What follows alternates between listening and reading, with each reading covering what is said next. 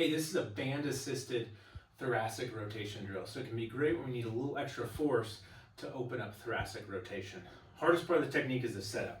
So I got a band here, I'm gonna be sitting. So I want this band to be about kind of shoulder, maybe a little bit lower height when I'm sitting, so about waist height when you're standing.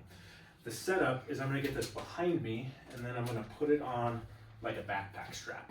If this feels like it's cutting off circulation in your arm, or you're wearing a tank top or something, put a towel, dish towel, or something rolled up, pillowcase underneath here to pad it.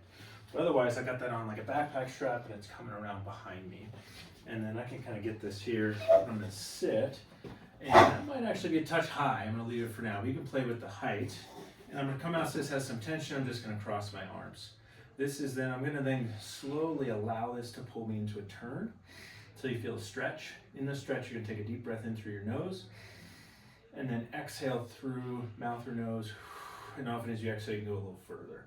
Pause there for a moment, and then you're gonna turn and get a little bit of an overturn, almost like you're trying to wrap the band around you. You might feel a little oblique work right here, nothing crazy, but maybe a little bit.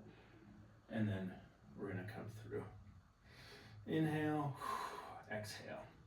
And you can play with the tension.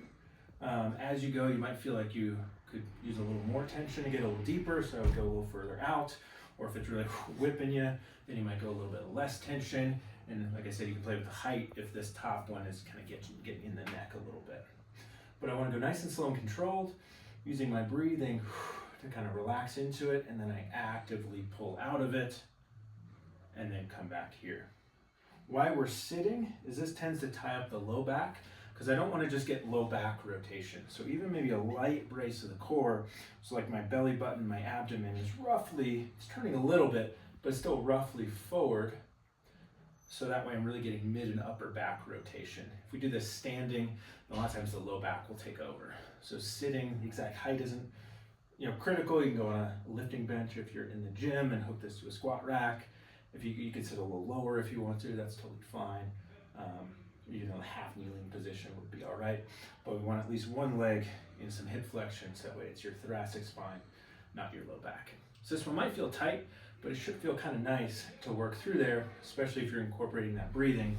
And as you come out, you might notice that you have hopefully a little bit more kind of thoracic motion.